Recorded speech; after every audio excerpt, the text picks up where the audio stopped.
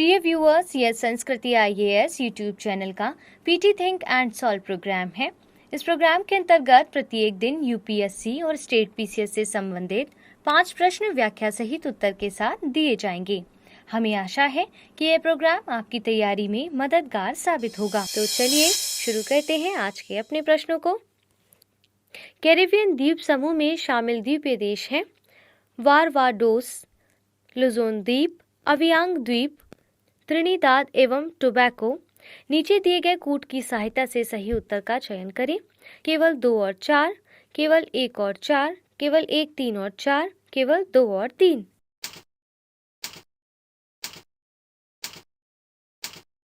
सही उत्तर क्या होगा, सोचिए। Option B. व्याख्या से समझ लेते हैं इसको। बारबाडोस वेस्ट इंडीज के लेजर एंटीलीज में स्थित एक द्वीपीय देश है जो अमेरिका के कैरिबियन क्षेत्र में स्थित है तथा कैरिबियन द्वीप समूह का सबसे पूर्वी भाग है। यह एक स्वतंत्र ब्रिटिश राष्ट्रमंडल राष्ट्र है। ब्रिज टाउन इसकी राजधानी तथा सबसे बड़ा शहर है। बारबाडोस दक्षिण अमेरिकी और कैरिबियन प्लेट्स की सीमा में स्थित है। यह भूमध्य रेखा के लगभग 13 डिग्री नॉर्थ पर है। द्वीप के चारों ओर वनस्पति उद्यान, हैरिसन गुफा निर्माण तथा 17वीं शताब्दी के सेंट निकोलस एवे जैसे वृक्ष पाए जाते हैं। अंग्रेजों ने अफ्रीका और भारत में गन्ना उत्पादन के लिए लाए गए गिरमिटिया मजदूरों की सहायता से इस देश में अपने औपनिवेशिक हितों को पूरा किया। इस द्वीप के पश्चिम में सेंट विसेंट व द ग्रेनाजिनस तथा सेंट लुसिया तथा दक्षिण में त्रिनिदाद व टोबैगो अवस्थित है। इस देश की राजभाषा अंग्रेजी है, जबकि क्षेत्रीय भाषाओं के रूप में हिंदी, भोजपुरी बोली जाती है।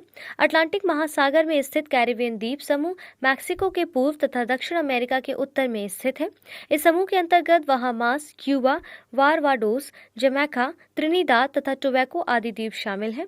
बहामास द्वीप क्यूबा द्वीप के उत्तर में स्थित है। बहामास का प्रवेश द्वार कहा जाने वाला विमिनी द्वीप संयुक्त राज्य अमेरिका से निकटतम दूरी पर स्थित द्वीप है। इस प्रकार इसका सही उत्तर क्या था, ऑप्शन बी। दूसरे प्रश्न को जल्दी से देखिए। इंसुलिन संग्रलिंग के संदर्भ में निम्नलिखित कथनों पर विचार कीजिए। यह एक जैव रासायनिक प्रतिक्रिया है। यह रक्त में ग्लूकोज के विनियमन के संबंध में जानकारी प्रदान कराता है। उपरोक्त में से कौन से कथन सही है? केवल 1, केवल 2, 1 और 2 दोनों, ना तो 1 ना ही 2।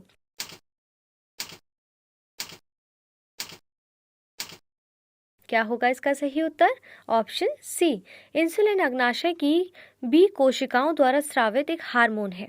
यह शरीर में ग्लूकोज चयापचय को विनियमित करने की क्षमता विकसित करने तथा ऊतकों के विकास तथा रखरखाव में मदद करता है। कोशिका में एक महत्वपूर्ण तंत्र इंसुलिन संग्रलिंग है। यह जैव रासायनिक प्रतिक्रियाओं की एक श्रृंखला है जो इंसुलिन की उपलब्धता तथा रक्त में ग्लूकोज को विनियमित करने की आवश्यकता के संबंध में जानकारी प्रदान करती है। एकेटी तथा ईआरके इंसुलिन संकलन के लिए 2 मुख्य मार्ग हैं जो एक साथ चयापचय की दर तथा विकास को संतुलित करते हैं। ये विशेष रूप से यकृत में ग्लूकोज के भंडारण को नियंत्रित करते हैं तथा कंकाल की मांसपेशियों तथा वसा में ग्लूकोज परिवहन को भी उत्तेजित करते हैं। इस प्रकार कथन 1 और 2 दोनों सही है, अतः विकल्प सी इसका सही उत्तर होगा। तीसरे प्रश्न को देखिए। निम्नलिखित कथनों पर विचार कीजिए। भारतीय संविधान का अनुच्छेद 145 मुख्य न्यायाधीश को किसी मामले के निपटान के लिए पीठ गठित करने की शक्ति प्रदान करता है। भारतीय संविधान का अनुच्छेद 139 का मुख्य न्यायाधीश को न्यायालय के प्रभावी संचालन व प्रबंधन के लिए नियम बनाने की शक्ति प्रदान करता है। उच्चतम न्यायालय द्वारा किसी न्यायिक व्यक्ति के न्यायालय के समक्ष अभ्यास करने संबंधी नियम व अधिकारी प्रकृति के होते हैं। भाग 3 में प्रदत्त अधिकारों के प्रवर्तन हेतु न्यायालय में कार्यवाही संबंधी नियम बनाने की शक्ति अनुच्छेद 143 से प्राप्त होती है। उपयुक्त में से कौन से कथन सही है? केवल 1 और 3, केवल 2 और 4, केवल 1, 3 और 4, केवल 2 और 3।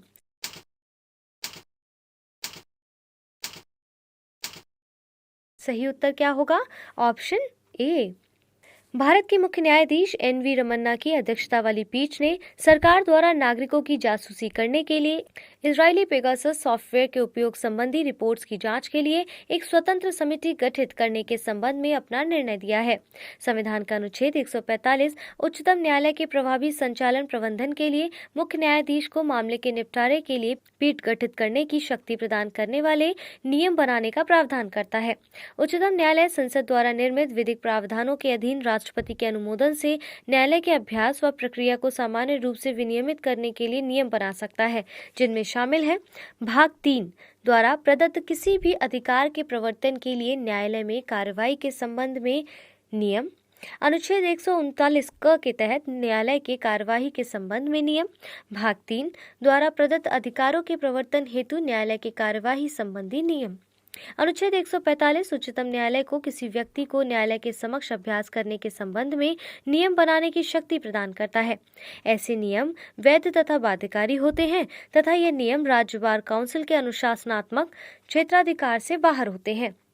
उच्चतम न्यायालय नियम 2013 सिविल अपील, आपराधिक अपील, मूल क्षेत्राधिकार, समीक्षा, पर्यवेक्षी क्षेत्राधिकार, संदर्भ समीक्षा के प्रतिक्रियात्मक पहलू प्रदान करता है। इस प्रकार कथन 1 और 3 सही है, जबकि कथन 2 और 4 सही नहीं है, अतः विकल्प ए इसका सही उत्तर होगा। चौथे प्रश्न की ओर बढ़ते हैं। एशियाई अवसंरचना निवेश बैंक के संदर्भ में निम्नलिखित कथनों पर विचार कीजिए। यह एक द्विपक्षीय विकास बैंक है जिसका मुख्यालय चीन के बीजिंग में अवस्थित है।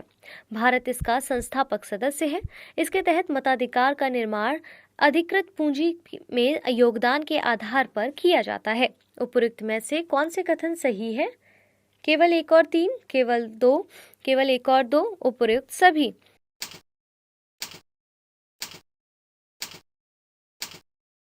सही उत्तर क्या होगा? Option B.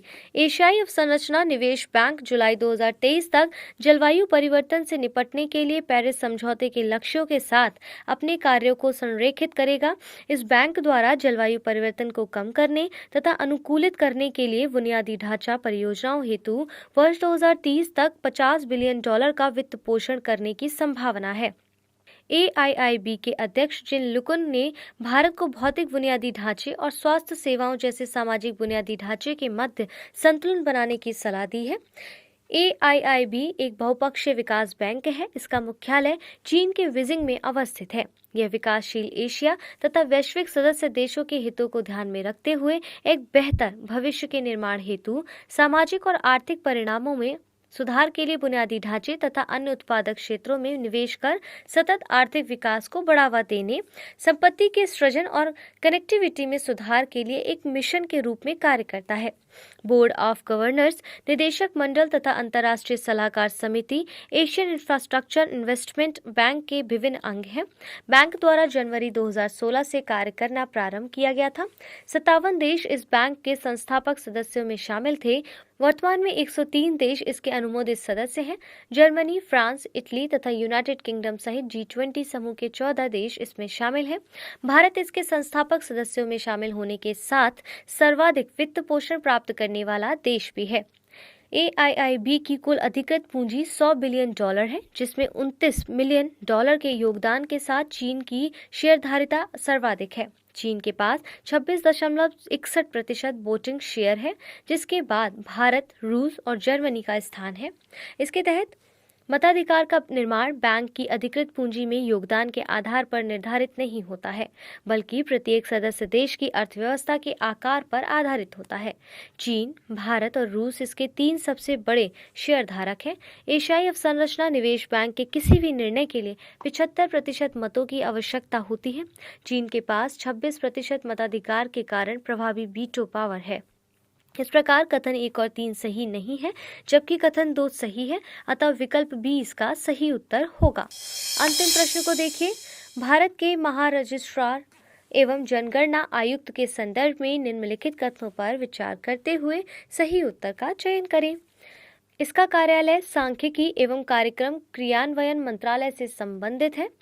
यह कार्यालय मकानों तथा जनसंख्या की गणना, जन्म एवं मृत्यु के अनिवार्य पंजीकरण, राष्ट्रीय जनसंख्या रजिस्टर तथा मातृभाषा सर्वेक्षण कार्य के लिए उत्तरदायी है। उपयुक्त में से कौन से कथन सही है? केवल एक, केवल दो, एक और दो दोनों, ना तो एक ना ही दो।